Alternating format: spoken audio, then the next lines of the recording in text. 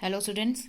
Our second chapter from our book Indian Constitution at Work is Rights in the Indian Constitution.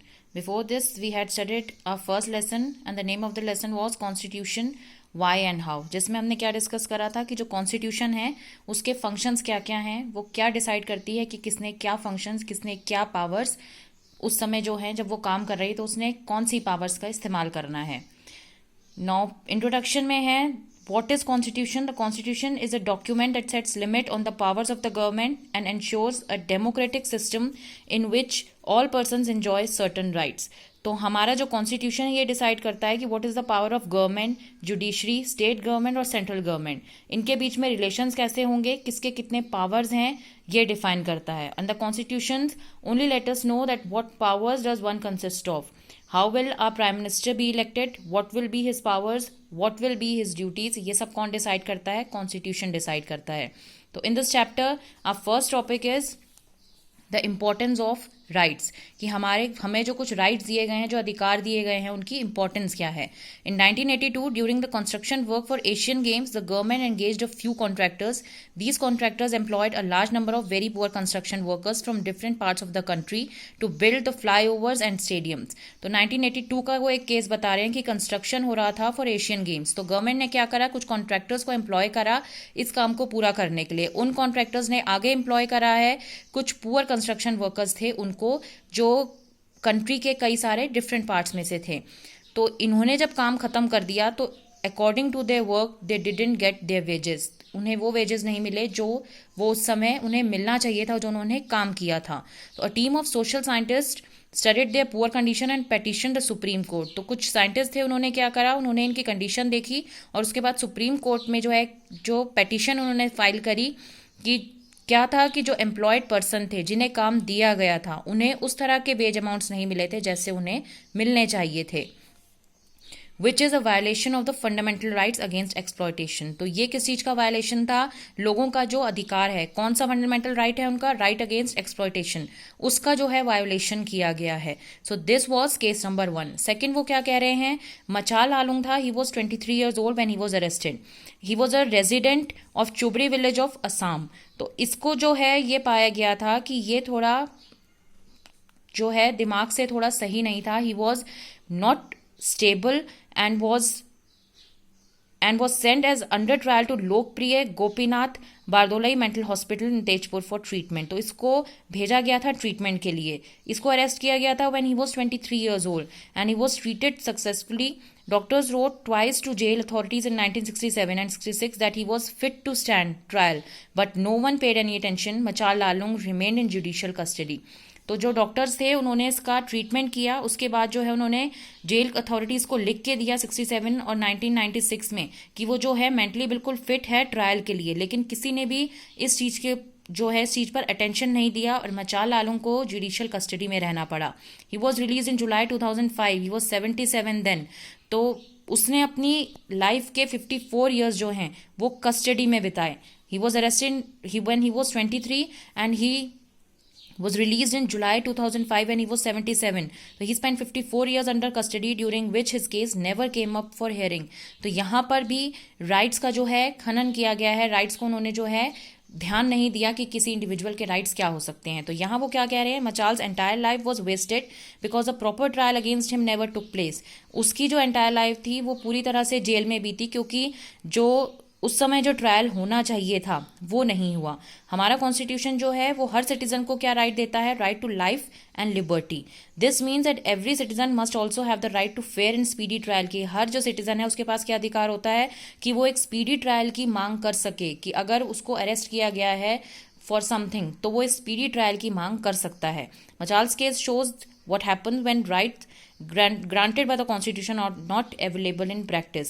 कि किस तरह से जब जो कॉन्स्टिट्यूशन है उसमें जो राइट्स दिए गए हैं जब उनको सही तरह से फॉलो नहीं किया जाता है तो क्या कंडीशन होती है, वो हमें मचाल आलू के केस में पता चला. अब फर्स्ट केस के बारे में वो कह रहे हैं, in the case of the first instance also there was violation of rights provided in the constitution, लेकिन इसमें क्या था, इसमें लोगों को पता था कि उनके अधिकार क्या हैं, जिसकी वजह से जो है उनको उनके लिए लड़ा गया और उसके बाद जो उनके राइटफुल वेजेस थे वो उनको मिले हैं। तो दोनों केसेस उन्होंने दिखाए हैं कि हमारे राइट्स क्या हैं और राइट्स के बारे में पता होना बहुत ज़्यादा ज़रूरी है।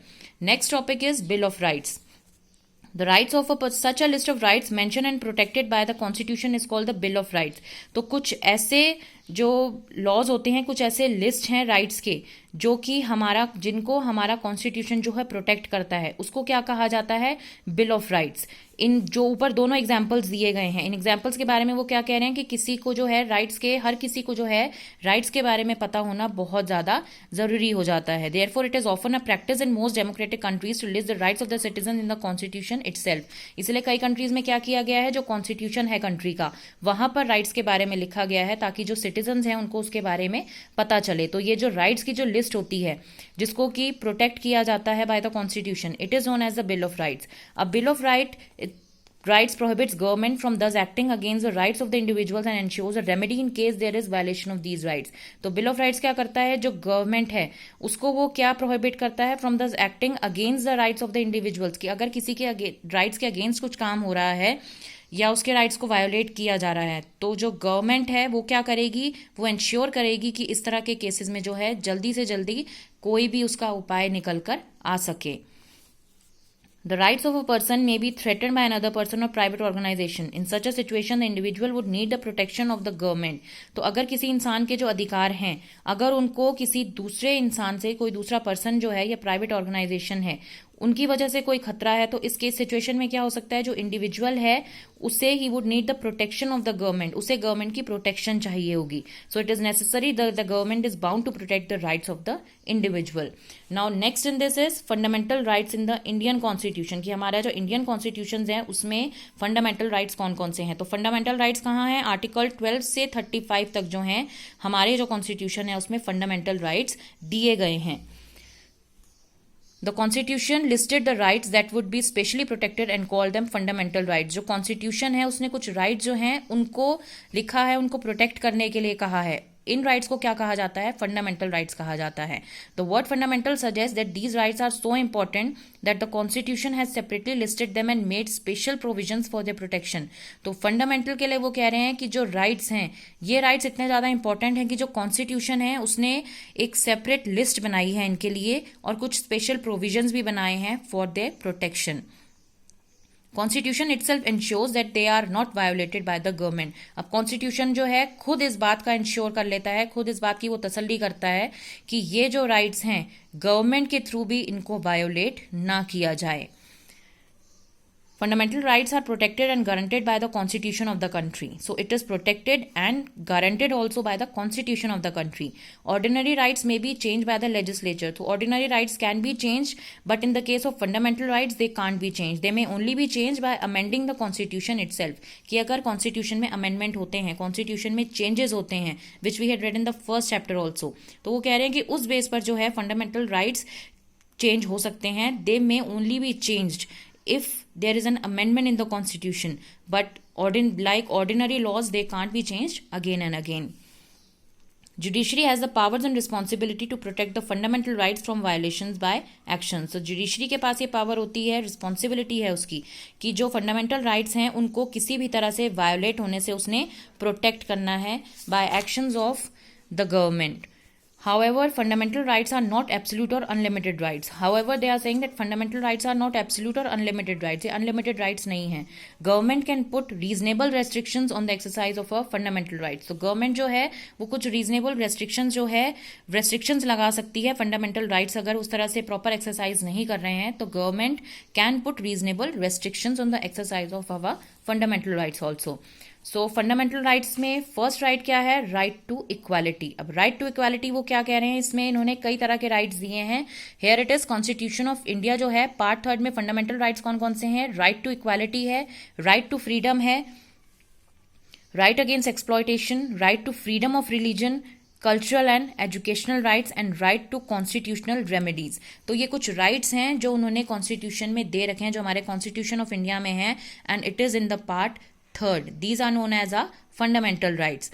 तो राइट टू इक्वालिटी में वो क्या कह रहे हैं, equality before law, equal protection of laws, prohibition of discrimination on grounds of religion, race, caste, sex और place of birth। तो इक्वालिटी बिफोर लॉ मीन्स कानून के सामने जो है जो भी होगा उससे इक्वली ट्रीट किया जाएगा। अब we have seen in the courts कि वहां पर एक कानून की देवी वो कहते हैं कि है, उसकी आंखों पर पट्टी बांधी गई है और हाथ में उसके तराजू दिया जाता है। उसका मीनिंग क्या है कि वो जो है जहां पर सबूत जिसके पास ज्यादा होंगे पलड़ा जो है उसकी तरफ भारी हो जाएगा। और साथ ही उसकी आंखों पर पट्टी का मीनिंग क्या है कि जितने भी इंसान हैं, चाहे वो उनका रिलीजन कोई भी है, किसी भी कास्ट के हैं, कहीं पर भी उनका जन्म हुआ है, उनकी नजरों में वो सारे समान हैं, इसीलिए उनकी आंखों पर कहते हैं कि काली पट्टी बांधी जाती है। तो राइट टू इक्वालिटी का मीनिंग क्या है, इक्वालिटी बिफोर लॉ, कानून के सामने जो है हर कोई इक्वल होता है।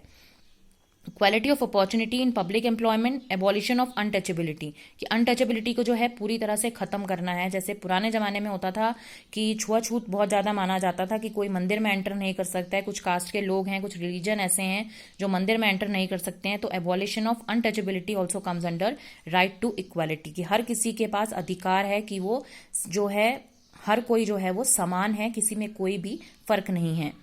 एबॉलिशन ऑफ टाइटल्स, कि किसी भी तरह के जो लोग हैं उन्हें किसी भी ग्राउंड पर हम डिस्क्रिमिनेट नहीं कर सकते हैं दूसरे से। So this was under right to equality. अब राइट टू इक्वालिटी में वो क्या कह रहे हैं, right to equality tries to do away with such and other discriminations. It provides for equal access to public places like shops, hotels, places of entertainment, wells, bathing guards and places of worship. There cannot be any discrimination in this access on the grounds only on religion, race, caste, sex और place of birth। तो हर कोई जो है equal है। अगर कोई कहीं पर नहाना चाहता है या फिर कहीं पर एंटरटेनमेंट के लिए जाना चाहता है तो every place, everything is equal for each and every person. तो right to equality tries to do away with such and other discrimination. So इस तरह के डिस्क्रिमिनेशन जो है उनको खत्म करता है right to equality. The practice of untouchability is one of the crude manifestations of inequality. तो पहले के जमाने में अनटचेबिलिटी हुआ करती थी, इसके लिए वो कह रहे हैं कि सबसे बड़ा एग्जाम्पल है अगर हम इनइक्वालिटी के लिए देखें तो। Equality of opportunity means that all sections of the society enjoy equal opportunities. अब इक्वालिटी ऑफ अपॉर्चुनिटी का मीनिंग वो क्या कह रहे हैं कि जितने भी सेक्शंस हैं सोसाइटी के वो जो है इक्वल अपॉर्चुनिटीज उनको मिले। जिस तरह से कोई सी एक स्टेटस का इंसान जो है वो हर अपॉर्चुनिटी का फायदा उठा रहा है, उसी तरह से अगर कोई ऐसा इंसान है जो सामने वाले के स्टेटस में थोड़ा लो है, वो भी उस अपॉर्चुनिटी का उसी तरह से फायदा उठाए जिस तरह से हाई स्टेटस वाला उठा रहा है। But in a society where there are various kinds of social inequalities, what does equal opportunity mean? The Constitution clarifies that the government can implement special schemes and measures for improving the conditions of certain sections of society।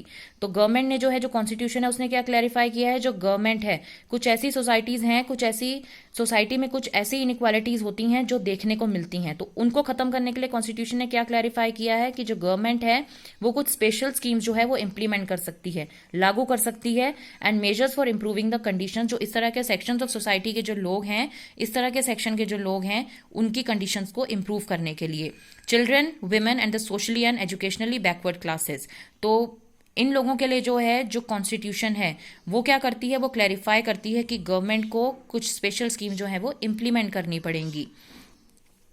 Article 16 of the constitution explicitly clarifies that a policy like reservation will not be seen as a violation of right to equality। तो ये हमने किसके अंदर देखा, right to equality हमने क्या देखा है कि कोई भी इंसान है, weather he is of different caste, different sex, different religion, किसी भी तरह का है, कहीं पर भी उसका जन्म हुआ है, उसके पास वो सारे अधिकार हैं जो किसी दूसरे जगह जन्म लेने वाला इंसान, किसी दूसरे सेक्स का इंसान या फिर किसी और कास्ट का जो इंसान होगा वो उन रूल्स को एंजॉय करेगा, उन अपॉर्चुनिटीज को एंजॉय करेगा। तो राइट टू इक्वालिटी मीन्स कि everyone is equal in the eye of law। Next है right to freedom। Equality and freedom or liberty are the two rights that are most essential to a democracy। Liberty means freedom of thought, expression and action। तो liberty का meaning उन्होंने क्या दिया है कि इंसान को किस चीज का अधिकार है, they are free to think anything, to express their views and to do any kind of action। कि वो किसी भी तरह के फ्रीडम को एंजॉय कर सकते हैं, चाहे वो थॉट हो, एक्सप्रेशन हो या फिर एक्शन के मामले में हो। Therefore, freedoms are defined in such a manner that every person will enjoy her freedom without threatening freedom of others and without endangering the law and order situation। तो कोई भी इंसान है वो अपने फ्रीडम को किस तरह से डिफाइन करेगा, इस तरह से कि जितने भी इंसान हैं, every person will enjoy her freedom, कि हर कोई अपने फ्रीडम को एंजॉय करेगा, किसी भी थ्रेटनिंग के डर से उन चीज़ों को वो नहीं छोड़ेगा। तो अपने जो भी उसका फ्रीडम है फ्रीडम ऑफ लिबर्टी या फिर जो फ्रीडम ऑफ इक्वालिटी है, राइट टू इक्वालिटी है, ये जो दोनों चीज़ें हैं कोई भी इंसान इनको बिना किसी के डर के फॉलो कर सकता है। नेक्स्ट है right to life and personal liberty. The foremost right among rights to freedom is the right to life and personal liberty. Personal liberty means अपनी खुद की जो लिबर्टी है, खुद की जो हमारी आज़ादी है। No citizen can be denied his or her life except by procedure as laid down under the law. Similarly, no one can be denied his or her personal liberty. तो किसी को भी अधिकार नहीं है कि किसी भी सिटीजन के जो उसका लिबर्टी है लाइफ का, उसको जो है छीना जा सके। That means no one can be arrested without being told the grounds for such an arrest. बस वो कह रहे हैं कि ये कुछ नीचे उन्होंने लॉज दे रखे हैं जिसके तहत जो है इन चीज़ों के बारे में हम लोग किसी की पर्सनल लिबर्टी को जो है डिनाई कर सकते हैं। वो क्या है? It means that no one can be arrested without being told the grounds for such an arrest. If arrested the person has a right to defend himself by a lawyer of his choice. कि अगर किसी इंसान को arrest किया गया है तो ये देखा जाएगा कि जो अरेस्टेड पर्सन है उसके पास क्या राइट होता है कि वो अपने लिए किसी लॉयर को खड़ा कर सके अपने चॉइस का, ताकि वो उसका जो राइट है उसको डिफेंड कर सके। तो ये राइट क्या है? Right to life and personal liberty, कि हर किसी के पास अधिकार है कि वो अपनी जिंदगी अपने तरीके से जिए, उसके पास पर्सनल लिबर्टी का भी अधिकार है। लेकिन वो कह रहे हैं कि अगर जो है किसी सिटीजन्स के इस अधिकार को डिनाई किया जाता है तो उसके लिए भी उन्होंने एक प्रोसीजर दे रखा है कि अगर उसको अरेस्ट किया जाता है किसी ग्राउंड पर, किसी बेसिस पर, तो उसके पास ये अधिकार होता है कि वो अपने लिए किसी जज, किसी लॉयर को खड़ा कर सके अपने हक में लड़ने के लिए। Next they had given prevention detention. Detain का मीनिंग क्या होता है? डिटेन का मीनिंग होता है कि अगर किसी को रोकना या फिर किसी को कंटेन करना, किसी को अरेस्ट कर लेना। Sometimes a person can be arrested simply out of an apprehension that he or she is likely to engage in unlawful activity and imprisoned for some time without following the above mentioned procedure. This is known as preventive detention. Means कि अगर हमें कभी ये लगता है, government को अगर कभी ये लगे कि कोई हार्मफुल चीज होने वाली है, मीन्स अगर कोई इंसान है जो लॉ के खिलाफ कार्रवाई कर सकता है या फिर वो गलत है, तो इन सब चीज़ों को रोकने के लिए गवर्नमेंट जो है पहले से ही ऐसे लोगों को अरेस्ट कर सकती है। इसकी वजह से क्या होगा? आगे आने वाली जो प्रॉब्लम है वो पहले ही सॉल्व हो जाएगी, क्योंकि वो इस तरह का कोई भी गलत स्टेप उठने से पहले उस इंसान को अरेस्ट कर लेंगे। So this comes under prevention detention. Next is other freedoms. तो इन फ्रीडम्स के अलावा फ्रीडम कौन कौन से थे? Right to life, personal liberty, ये सब इन फ्रीडम्स के अलावा वो कह रहे हैं अदर फ्रीडम कौन कौन से हैं? Freedom of speech and expression, that we have a freedom to speak anything, to express our views. To assemble to is to be exercise peacefully and without arms. Freedom to assemble to is का meaning कि हम लोग कहीं पर भी इकट्ठे हो सकते हैं, लेकिन उसके लिए क्या होना चाहिए कि अगर हम लोग शांतिपूर्ण तरीके से कहीं इकट्ठे हो रहे हैं, विदाउट एनी आर्म्स और एमिनेशन, हमारे पास कोई हथियार नहीं है और हम शांतिपूर्ण ढंग से कहीं पर इकट्ठे हो रहे हैं, तो उसका भी हमें अधिकार है, हम कहीं पर भी इकट्ठे हो सकते हैं। We have a freedom to assemble. So these freedom comes under the topic other freedom, जो हमारे ऑर्डिनरी राइट्स हैं। Now next is rights of accused. Accused means जो कि दोषी है, तो उनके लिए भी उन्होंने, जो एक्यूज पर्सन है उसके लिए भी उन्होंने कुछ राइट्स दे रखे हैं। To ensure a fair trial in court the constitution has provided 3 rights, कि अगर किसी को कोर्ट में ट्रायल के लिए लेके जाया जाता है तो कॉन्स्टिट्यूशन ने उसके लिए भी 3 राइट्स जो है प्रोवाइड किए हुए हैं। फर्स्ट क्या है? No person would be punished for the same offence more than once, कि अगर किसी इंसान ने कोई गलती करी है और उसे उसकी सजा पहले ही दी जा चुकी है, तो दोबारा से उसी काम के लिए, उसी गलती के लिए उसको सजा नहीं दे सकते हैं। He will be punished only once. So a person would be punished for the same offence, no person would be punished for the same offence more than once. He will be punished only one time, he can't be punished again for the same offence which he had done before. Next is no law shall declare any action as illegal from a back date. Means कि हम ये मानते हैं कि अगर कोई crime हुआ है लेकिन अभी तक उसके लिए जो है कोई भी लॉ बनकर नहीं आया है, और जो गवर्नमेंट है अब वो क्या सोच रही है कि अब हम एक ऐसा लॉ लेकर आते हैं जो कि अगर इस तरह के क्राइम्स हो रहे हैं उनके लिए एक लॉ बनाते हैं, तो उस क्राइम को होने के बाद में अगर कोई लॉ बनाया जाता है तो वो लॉ जो है बैक डेट में लागू नहीं होगा। Means if a person has done something wrong in the year 2019 और a person has done something wrong in the year 1990 और उसके लिए लॉ जो है 2019 में बनकर आ रहा है। तो जब लॉ बनकर आएगा तो ये नहीं कहा जाएगा कि सामने वाले इंसान ने 1990 में कुछ गलती करी थी, अब 2019 में उसके लिए लॉ बनकर आया है तो हम लोग अब इसको सजा देंगे। ऐसा नहीं है। जो लॉ है वो बैक डेट में कभी भी काम नहीं करता है। क्राइम अगर पास्ट में हुआ है तो लॉ बैक डेट में लागू नहीं होता है। तो यहाँ पर भी जो है एक्यूज का उन्होंने राइट दे रखा है कि अगर उसने 1990 में कुछ गलती कर दी थी और 2019 में कोई लॉ बनकर आया है तो उसको 1990 में किए गए अपराध के लिए हम 2019 में सजा नहीं दे सकते हैं। वो लॉ जो अभी बनकर आया है वो पुराने जो गलतियां थी उनके लिए उस नियम को लागू नहीं करेंगे। थर्ड क्या है, no person shall be asked to give evidence against himself और हरसेल्फ, कि कोई भी इंसान है उसे हम खुद से नहीं बोलेंगे, उसे कोर्ट खुद से नहीं बोल सकता है कि तुम अपने अगेंस्ट जो है एविडेंस इकट्ठे करो, ऐसा नहीं है। उसके लिए उसने कोर्ट की रिस्पॉन्सिबिलिटी है या फिर जो पुलिस है उसकी रिस्पॉन्सिबिलिटी है कि उसके अगेंस्ट जो है वो एविडेंस इकट्ठे करे। तो यहाँ पर किसी भी इंसान को जिसको अरेस्ट किया गया है उसको ये नहीं कहा जा सकता है कि तुम अपने लिए खुद के लिए एविडेंस इकट्ठे करो। This was under rights of accuse. So we had read about right to freedom, right to equality, ordinary जो हमारे राइट्स हैं वो, preventive detention and rights of accuse. In the next topic we'll read about right against exploitation. Till then, thank you and have a nice day.